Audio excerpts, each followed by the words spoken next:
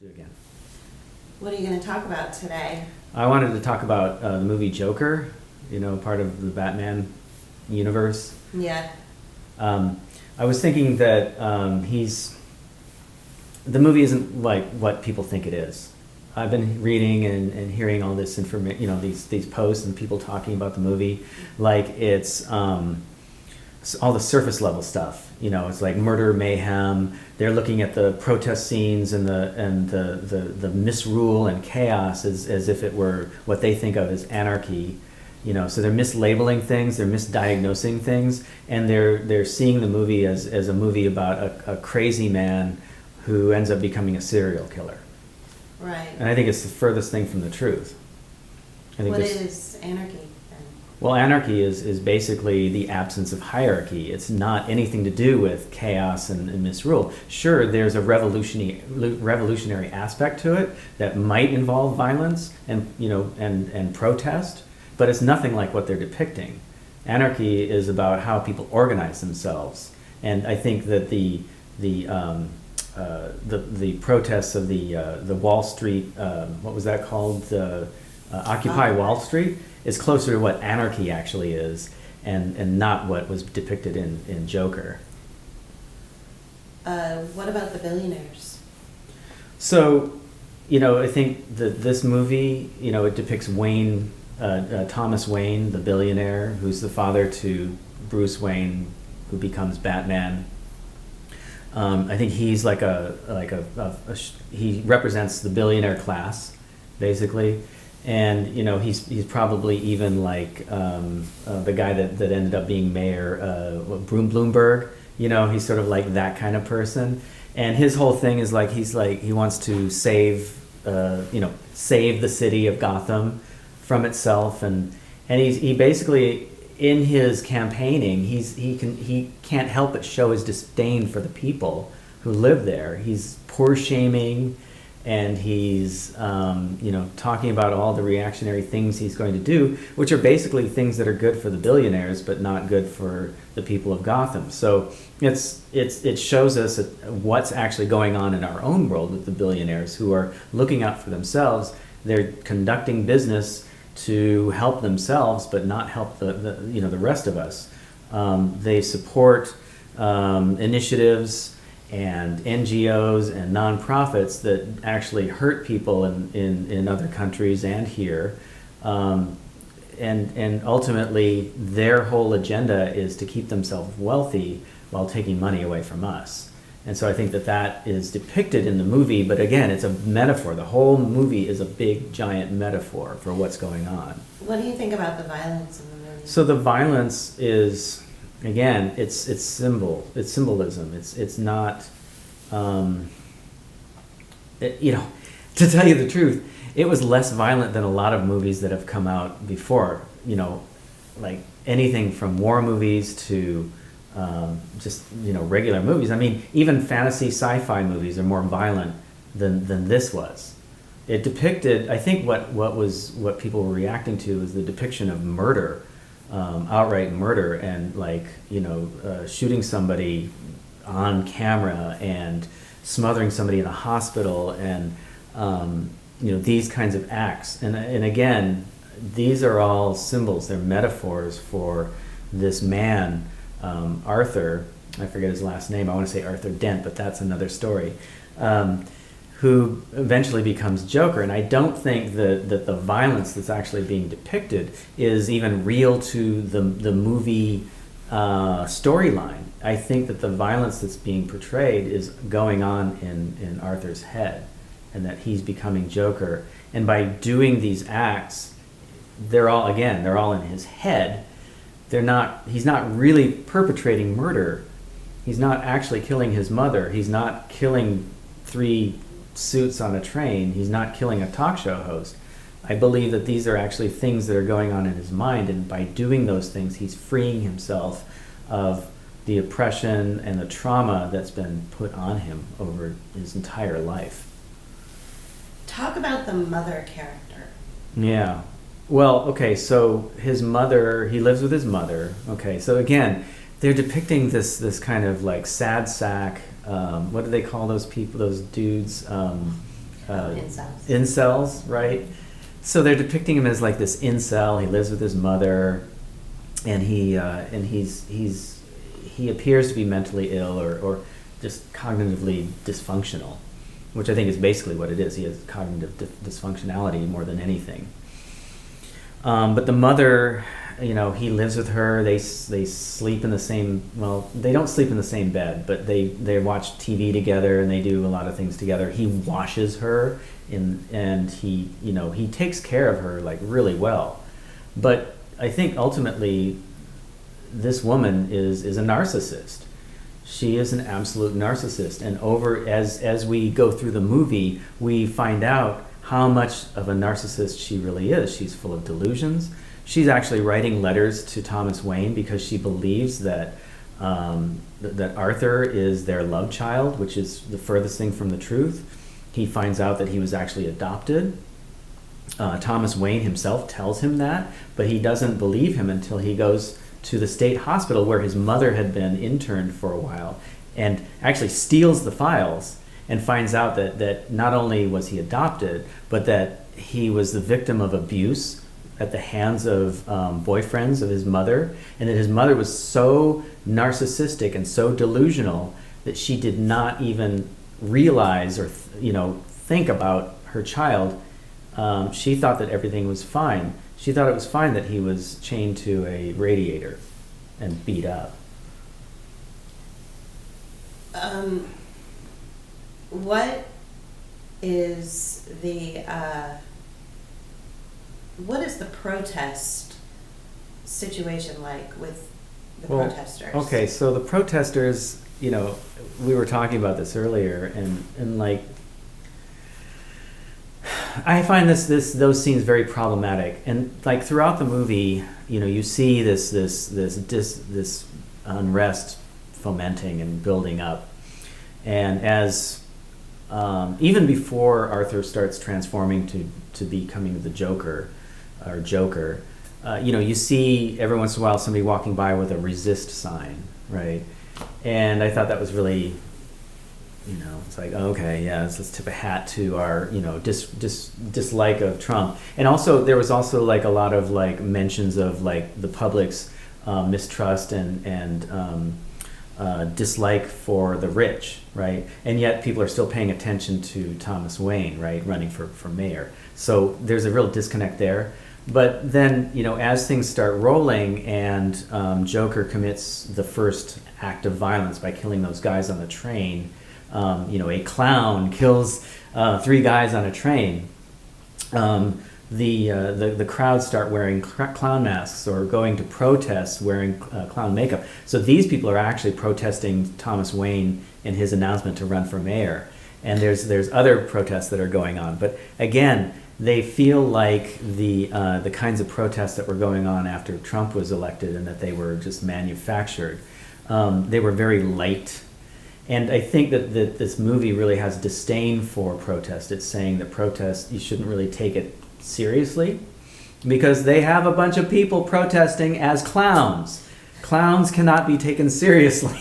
They're, even though we have this trope of the evil clown, which ultimately I think is what's attributed to Joker, the crowd are clowns. You can't take a crowd of clowns seriously, even if they are a mob that are, burning cars and causing general mayhem. And again, I want to come back to this general mayhem. It's a depiction of misrule and chaos. It's not a depiction of revolution, which is what they're trying to say it is. And I think what people are taking away from this movie is they think that it's about revolution, and it's not. This movie is about revolution, but not in the way that they think it is. What is the state's role in this movie? Think of the garbage. Yeah. So, yeah, I know. Well, like, so the state, okay, not just the garbage, but one statement that was made by one of the characters, the social worker who was basically seeing Arthur every week or every month or whatever, and programs got cut for, the disabled and for everything. So like, yeah, so you've got garbage strikes going on because the state or the city government or capitalism in general does not want to pay people to pick up garbage, so there's a garbage strike going on, and everybody's being affected, even the billionaires. Oh my God! And so the statement that the social worker said was, the government doesn't give a shit about you, people like you, Arthur, and the government doesn't give a shit about people like me either. And I think that that's very telling, and that kind of is like the thesis statement of the entire movie. Right. You know? What is your opinion about the mentally ill after seeing this movie? Well, the mentally ill are you know, there's all this attention given to, you know, make sure that, you know, you check in on your friends and you know, we got to make sure that people are you know, taken care of who are mentally ill, and take care of those people that are saying they're depressed and things like that. And I think that, you know, that's a way of calling those people out and bringing them out of the you know, the dark, and targeting them basically. Yeah. And I think in this case, it's also a way of targeting the mentally ill. I think that I think ultimately, and I've said this before in our conversations, and that is like, who is to say who is mentally ill, what mental illness is? Somebody who wants to be a clown and make people happy is considered mentally ill in this movie. Okay, that's fucked up. You know, so I think that, you know, like, who's to say what mental illness is? I mean, the psychology profession within living memory considered homosexuality a mental illness. Okay, it's only been within the last 40 years that it's stopped considering it a mental illness. So, you know, this is, in a lot of ways, I feel like psychology and psychiatry are like the most subjective sciences out there. And because the human mind is really still pretty unknowable, they only know so much, and a lot of it is subjective and based on prejudices. And sure, somebody who is like literally out there like killing people is a problem. You know, are they mentally ill? Maybe. I think that what it is, you know, again, we talked about this before, trauma is what's ultimately causing a lot of depression, trauma from capitalism, from corporate practices, from being forced into doing things you really shouldn't be doing just so you can make a living, having to work 3 jobs. There's nothing more American than that. And thank you, W. Bush. And, you know, so what's being talked about as mental illness is, again, I think it's trauma, and it's not mental illness. Depression is coming from these things, and it's being labeled as that, and people are being drugged and given pharmaceuticals so that they can combat this quote-unquote mental illness. And I think that what's going on in this movie is showing that you know, yeah, the mental ill are being targeted, they're being pushed aside, and that people really don't want to see them. They talk about them, but they don't want to see them. Who's the real villain in this movie? It's not Joker, you know, because like, and it's not Arthur either. The real villain is Thomas Wayne. He's ultimate, and you know, in the movie, it's kind of disingenuous because it tells you who the real villain is throughout the movie. Thomas Wayne is the villain. And capitalism is the villain, and the state is the villain, because the state is allowing people to live in such horrible conditions, and capitalism is not helping that. But Wayne personifies all that, right? So he's the personification of all that bullshit. He's poor shaming. He's saying that he's going to be a leader and he's going to help everybody, which he's not going to do.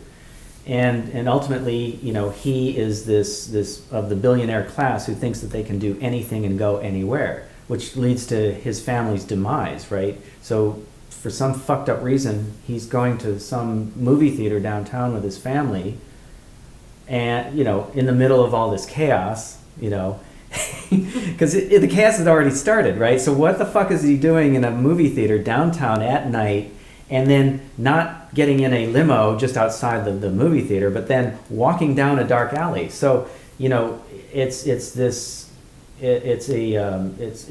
depiction of somebody who thinks that they can go anywhere and do anything, and I think that, you know, it's thinly veiled as he's Trump, right, and leading us all down a dark alley, right, and not only that, but like he. And then ultimately he's killed in this dark alley. Well, what the fuck are they doing there in the first place? What kills him?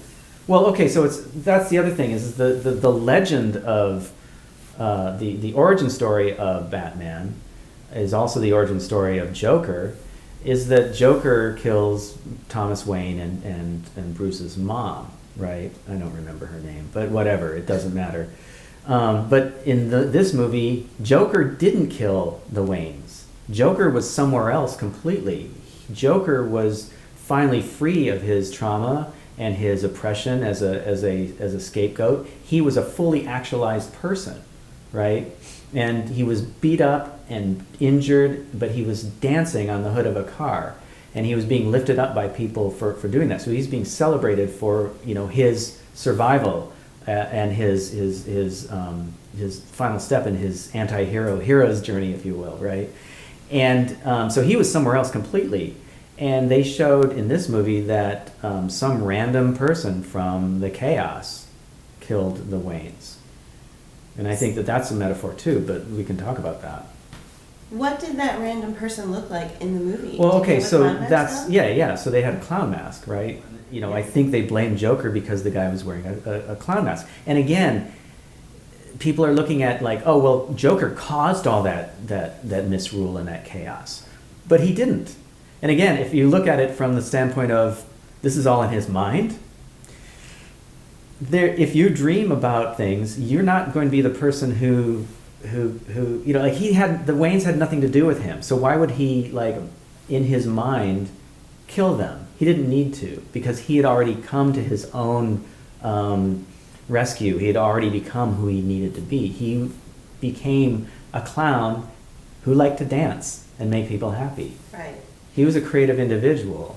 Let's go back to your comment about the Waynes doing things out of character, and I'm going to ask the question again. What really killed the Waynes? Well, their own arrogance and their own sense of what is that? Their own sense of it's entitlement. Well, also just like pride. Like not pride. Hubris. Hubris is another word that starts with a P. We talk about it all the time. People have, well, anyway. Yeah. Hubris, pride, arrogance. Mm-hmm. Privilege. That's the word. Privilege. See, it starts with a P.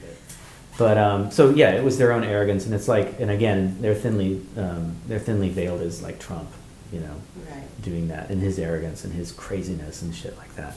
My takeaway from the movie was that this is a movie about today. It is a movie about what's going on today, but everybody's getting it wrong.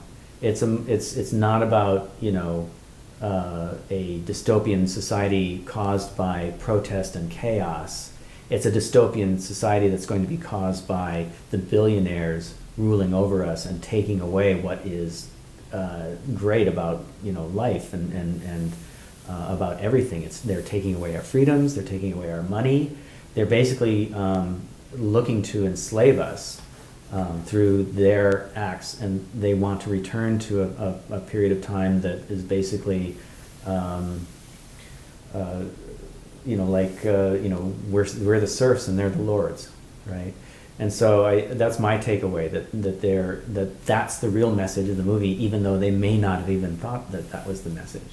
I think on the surface level, I mean, who knows? I honestly don't know. I mean, they used the Batman legend. They used the comic book Batman Killing Joke from like the late 80s as sort of like their starting point for that origin story. But I don't think that they even knew what they were actually saying.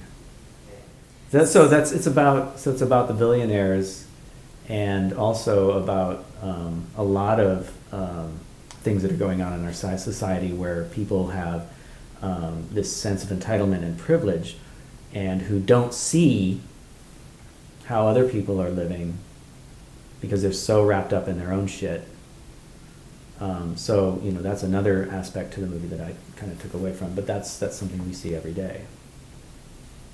Were there any legitimate innocent victims in this movie? Yeah, the most innocent victim was Arthur. And all those acts that he committed, again, and I think that they were metaphors, and it was kind of I don't want to say this movie is a mindfuck, but it was kind of a mindfuck, because you didn't know if he was actually, these things were going on in his head, they were delusions, or if they were actually taking place in the story time, in the narrative of the story. But what I will say is the depiction of killing, like, say, the talk show host, was him freeing himself of his unhealthy fantasies. I mean, not all fantasies are unhealthy, but these were things that were keeping him in his place. They were keeping him from improving and actually being the person that he needed to be. They were along the lines of what he said his mother always wanted him to make people happy, right? And that was actually keeping him down. So the killing of the talk show host was a metaphor for him freeing himself of those delusions and those unhealthy fantasies that were keeping him in place. The symbol of killing the coworker was him freeing himself of being victimized and scapegoated, and again kept in his place, but he had his job taken away from him because the coworker set him up and provided him something that would ultimately lead to him fucking up on the job. Okay. And then the metaphor of the mother being killed in the hospital was him taking the reins as a scapegoat and saying, no more, I'm going no contact with the people who have hurt me my entire life. So I think ultimately Arthur was the victim and Joker was the hero.